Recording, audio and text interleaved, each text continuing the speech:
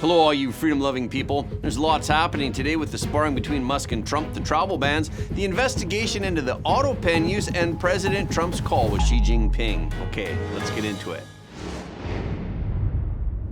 So, the seeming feud between President Trump and Elon Musk went viral today. President Trump said in the Oval Office during a meeting with German Chancellor Friedrich Merz that he's very disappointed with Elon Musk. President Trump said he was upset because we took the EV mandate, which was a lot of money for electric vehicles, and they want us to pay billions of dollars in subsidy. He had no problem with it. Suddenly he had a problem, and he only developed the problem when he found out that we were going to cut the EV mandate. Elon and I had a great relationship. I don't know if we will anymore. With Elon Musk's straight talk, there's no way he's not going to say something at this point. So Musk responded to President Trump's comments in a string of posts on X. Musk wrote, "Without me, Trump would have lost the election, Dems would control the House, and the Republicans would be 51-49 in the Senate. Such ingratitude." Musk also shared older posts by President Trump, adding his own responses. Musk wrote, "No member of Congress should be eligible for re-election if our country's budget is not balanced. Deficits not allowed." President Trump wrote in July of 2012. And then their posts went into a sort of fighting mode. President Trump posted, "The easiest way to save money in our budget, billions and billions of dollars, is to terminate Elon's governmental subsidies and contracts. I was always surprised that Biden didn't do it." Musk responded immediately, posting, "In light of the president's statement about cancellation of my government contracts, SpaceX will begin decommissioning its Dragon spacecraft immediately." Then Musk proposed the formation of a new party. He wrote, "Is it time to create a new political party in America that actually represents the 80% in the middle?" Then President Trump responded by posting, "I don't mind Elon turning against me, but he should have done so months ago. This is one of the greatest bills ever presented to Congress. It's a record cut in expenses, $1.6 trillion, and the biggest tax cut ever given. If this bill doesn't pass, there will be a 68% tax increase and things far worse than that. I didn't create this mess. I'm just here to fix it. This puts our country on a path of greatness. Make America great again." The part of this drama that has sparked the most reactions so far are the posts by Musk suggesting that President Trump is on the Epstein list, and this is why they have not released the Epstein list. Musk also posted a video of President Trump from 1992 showing President Trump at a party with Epstein. So this sparring between two of the most famous people in history has many people wondering, is this for real? On June 4th, President Trump issued a full suspension of new visas for nationals of more than a dozen countries and a partial suspension of visas for nationals of 7 other countries. The new travel restrictions apply to nationals including Afghanistan, Iran, Somalia, Libya, and Yemen. They were all deemed very high risk due to terrorist activity, to weak or hostile governments, and to high visa overstay rates. And 7 more countries, including Venezuela, Cuba, and Laos, face partial restrictions. President Trump stated that the entry of these persons would be detrimental to the interests of the United States, and their entry should be subject to certain restrictions, limitations, and exceptions. White House Deputy Press Secretary Abigail Jackson called the restrictions common sense. She said that they are targeted at countries that lack proper vetting, exhibit high visa overstay rates, or fail to share identity and threat information. President Trump was forced to issue this executive order because of the current situation. In a video that was posted on Wednesday night, President Trump mentioned the recent terrorist attack in Boulder, Colorado by Mohammed Solomon. He is suspected of planning the Boulder attack and is an illegal migrant after his visa expired. Solomon faces a federal charge of hate crime and a state-level charge of attempted murder. Homeland Security later detained Solomon's wife, as well as his 18-year-old daughter, 2 minor sons, and his 2 minor daughters. They said that his family is being processed through eviction proceedings. All of his family members are Egyptian citizens. However, U.S. District Judge Gordon Gallagher on Wednesday granted a request from the family of Solomon to temporarily block the deportation of Solomon's wife and 5 children. Gallagher wrote in his order that the government shall not remove Solomon's wife and 5 children from Colorado unless or until this court or the Court of Appeals for the 10th Circuit vacates this order. Moreover, the court finds that deportation without process could work irreparable harm, and an order must be issued without notice due to the urgency that this situation presents. Even if the Trump administration is able to deport Solomon and his family after layers of court proceedings, it would be unimaginable both in terms of time and money if every illegal migrant who commits a crime had to go through such a complicated and lengthy legal process to complete his or her deportation. So this may have triggered President Trump to mobilize his presidential powers and issue this visa ban. President Trump introduced the first version of the Muslim ban back in 2017. He banned citizens of 7 Muslim-majority countries from entering the United States. The ban, which went through several revisions and was finally ruled legal by the U.S. Supreme Court in 2018, covered Iran, Somalia, Yemen, Syria, Libya, North Korea, and some Venezuelan officials and their relatives. On the same day, President Trump signed a presidential proclamation formally suspending all foreign nationals entering Harvard University on student or exchange visas, including F, M, and J visas. Under the presidential proclamation, entry of foreign nationals who are attending Harvard University or are participating in an exchange program under an F, M, or J non-immigrant visa will be completely suspended as of the date of the proclamation. The Secretary of State is also authorized to revoke at his discretion visas for foreign students who are currently attending Harvard in the United States. The proclamation also contains an exception to the requirement that entry be exempted if the Secretary of State or the Secretary of Homeland Security determines that it is in the national interest. The White House said that the move was in the interest of national security because of Harvard's close ties to the Chinese Communist Party and its receipt of large amounts of Chinese donations and its refusal to provide information about foreign students involved in known illegal, dangerous, and violent behavior. Over the last 10 years, Harvard has received more than $150 million from China alone. In exchange, Harvard has, among other things, repeatedly hosted and trained members of a Chinese Communist Party paramilitary organization. The statement notes that Harvard has received foreign grants totaling about $1 billion over the past 5 years, with more than $150 million of that money coming from China.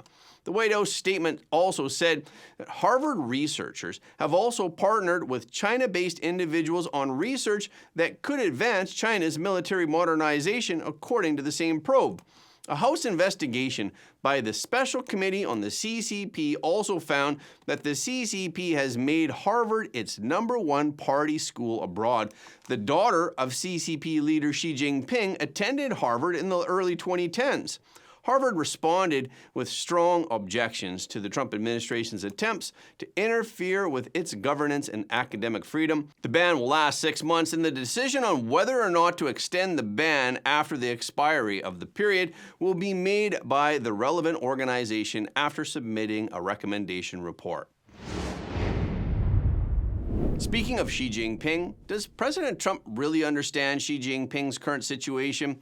Gordon Chang, an expert on China, said in a June 2nd interview on Fox News that President Trump was aware of the situation. He said that President Trump was concerned that something is happening inside China, and that's why he's holding off and imposing high tariffs on China.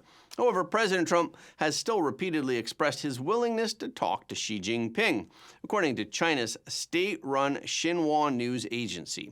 President Trump held a phone call with Xi Jinping on Thursday morning. President Trump also posted on Truth Social that the call with Xi Jinping was a very good phone call. It focused entirely on trade. President Trump said the call lasted approximately 1.5 hours and resulted in a very positive conclusion for both countries. There should no longer be any questions respecting the complexity of rare earth products. Xi Jinping also invited President Trump and his wife to visit China. President Trump wrote, "During the conversation, President Xi graciously invited the First Lady and me to visit China, and I reciprocated. As presidents of two great nations, this is something that we both look forward to doing." But U.S.-based Chinese scholar Wu Zhaolai argues that President Trump's strategy of trying to resolve the U.S.-China relations through direct dialogue with Xi Jinping underestimates the complexity of the CCP's internal affairs. Wu says that it's wishful thinking to hope for a resumption of trade talks through direct talks between Trump and Xi. He said that President Trump may not fully realize the profound changes taking place within China, and he still may mistakenly believe that the intervention of the supreme leader will resolve the problems between the U.S. and China. He said that since July 2024, the central leadership of Xi Jinping had been significantly weakened. The CCP has developed hidden counterweights centered on reformists and moderates. He explained that the mechanism is not open to confrontation, but to limit Xi's cult of personality and his extreme policy tendencies through personnel layout and policy adjustments. It is generally believed that the reformist faction in the CCP system is led by Wen Jiabao. Wen Jiabao was the premier of the CCP from 2003 to 2013. He's also famous for being the secretary of the then reformist Zhao Zhiyang during the Tiananmen Square massacre in 1989. When Deng Xiaoping, the then de facto leader of the CCP, decided to use the army to suppress the peaceful petition of university students in Tiananmen Square, he also decided to remove from all his duties Zhao Zhiyang, the then premier of the State Council and General Secretary of the CCP Central Committee. Anticipating the end of his political career, Zhao Zhiyang went to Tiananmen Square and visited the students who were protesting there for the last time. He advised them to protect themselves. At that time, Wen Jiabao accompanied Zhao Zhiyang. They both were surely aware of the consequences of their actions. Zhao Zhiyang was subsequently imprisoned for life.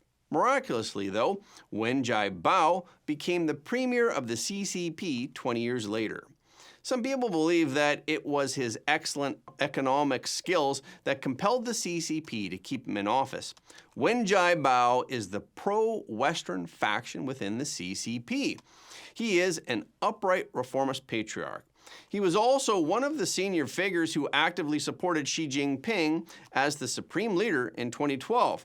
At that time, Xi Jinping had a strong desire to change the leftist line of the CCP. But after Xi Jinping's meeting with Belarusian President Petro Lukashenko yesterday, rumors that he is losing power have become more widespread. People found several major anomalies throughout the meeting. First, Lukashenko arrived in Beijing on June 2nd. Normally, he would have met with Xi Jinping the following day on June 3rd after a night's rest. However, Lukashenko met Xi Jinping one day later on June 4th. So who did he meet on June 3rd? He was not coming to Beijing for sightseeing. So this raises the question, is Xi the real controller of the current political situation in the CCP? Secondly, Lukashenko's visit was neither a working visit nor a state visit. Is it not an anomaly that there was no welcoming ceremony, no official meeting, and no signing of any agreement? We analyzed this point yesterday. It's very likely that Lukashenko went to China to see what the situation of Xi Jinping really is. Third, Xi's meeting with Lukashenko took place at Zhongnan High. During the period of Mao Zedong and Deng Xiaoping, that is, before 1980, Zhongnan High was used as a venue for the CCP's top officials to receive foreign guests. But after the 1980s, the practice changed. Occasionally, Zhongnan High was used as a semi-formal meeting place. The CCP leadership received foreign guests mainly at the Great Hall of the People. For example, Lukashenko's first two visits were arranged in the Great Hall of the People. Moreover, in the official report of the Chinese Communist Party, Lukashenko did not tout Xi Jinping as he did in his previous visits. Rather, he only thanked the Chinese side for their long-term support and help without even mentioning Xi Jinping's name at all. In addition, the CCTV coverage of the meeting lasted only 1 minute and 32 seconds. This is too short for a meeting between a Communist Party leader and the president of another country. In the two previous interviews, one report lasted more than 3 minutes and the other more than 5 minutes. The Epoch Times has recently learned from authoritative sources that Xi Jinping is still on the stage on the surface, but in reality, the power is gone. And Communist Party patriarch Wen Jiabao and the first vice chairman of the Central Military Commission have become the key factors in shaping China's political situation. Sources revealed that Xi Jinping has been losing ground since last April. Even though he counterattacked a few times and he even mobilized the army, they all ended in failure. Now Xi is just playing along and doing whatever he is told to do. On Wednesday, President Trump ordered an investigation into whether Biden administration officials illegally exercised presidential power by using an AutoPen without President Joe Biden's direction. The directive that was signed by President Trump states, in recent months it has become increasingly apparent that former President Biden's aides abused the power of presidential signatures through the use of an AutoPen to conceal Biden's cognitive decline and assert Article 2 authority. This conspiracy marks one of the most dangerous and concerning scandals in American history. The American public was purposefully shielded from discovering who wielded the executive power, all while Biden's signature was deployed across thousands of documents to effect radical policy shifts. The AutoPen is a mechanical device that is used at the White House to reproduce the president's signature. According to a 2005 Department of Justice ruling, a subordinate may legally use the AutoPen to sign documents on the president's behalf if the action is based on a verbal or implied directive from the president and if it reflects his intent. So the DOJ will now assess whether President Biden personally authorized the use of the AutoPen during his term in office. Ultimately, if the investigation uncovers evidence that Biden wasn't involved in key decisions, then Republicans could argue that some of his executive actions were unlawful. In a fact sheet that was released alongside the memorandum, the White House referenced long-standing public concerns about President Biden's mental acuity and his capacity to perform presidential duties. It specifically cited Special Counsel Robert Hur's investigation into Biden's alleged mishandling of classified documents. That case was ultimately closed without charges because Hur determined that Biden's mental condition would prevent him from standing trial. The fact sheet also accused the advisors for President Biden of tightly controlling his public appearances with limiting press conferences, with scripting interactions with lawmakers, officials, or donors, and they shielded him from unscripted media exposure. It further claimed that over 1,200 presidential documents were signed using the AutoPen. This included the appointments of 235 federal judges as well as a high number of pardons and commutations. This was more than any other administration in U.S. history. But President Joe Biden has doubled down on the use of the AutoPen. He insists that he was in control of the White House during his term in office. Biden said in a statement, "I made the decisions about the pardons, executive orders, legislation, and proclamations. Any suggestion that I didn't is ridiculous and false. This is nothing more than a distraction by Donald Trump and congressional Republicans who are working to push disastrous legislation that would cut essential programs like Medicaid and raise costs on American families, all to pay for tax breaks for the ultra-wealthy and big corporations." So what do you think? Was it really President Biden, the AutoPen, or was someone else actually running the show? Yesterday we mentioned that Russian President Vladimir Putin talked with Pope Leo XIV. So how did that happen? After speaking with President Trump on Wednesday, Putin rejected the idea of meeting with Ukrainian President Zelensky and continuing to negotiate a peaceful ceasefire. Putin said in a public speech that he doesn't think that the Ukrainian leaders want peace. He said, "The current regime in Kiev doesn't want peace at all. What's there to talk about?" Putin also said at a meeting with senior officials, "How can we negotiate with people who depend on terrorism?" Putin called the recent drone attack by Ukraine an act of terrorism. However, the newly elected Pope wants to persuade Putin again, so he spoke to the Russian president on the phone. In the conversation, he urged Russia to take a step that favors peace. He underlined the importance of dialogue. The Holy See press office said in a statement, the Pope made an appeal for Russia to take a gesture that would favor peace, emphasizing the importance of dialogue to create positive contacts between the parties and to seek solutions to the conflict. According to Sputnik, in his conversation with the Pope at the request of Patriarch Kirill, Putin conveyed his wishes for success in pastoral service. He also confirmed his interest in achieving peace in Ukraine through political and diplomatic means. In addition, Putin encouraged the Holy See to take an active stance against religious persecution in Ukraine. And that's a wrap for this episode. Thank you so much for your support of Front Page. Please remember to leave a comment below the video. This is really helping us to be seen all around the world. The more people who watch Front Page, the more freedom-loving people the world will have. And please hit the like button and hit the notification bell after subscribing. And please share this video with your friends and family because everybody deserves to know the truth.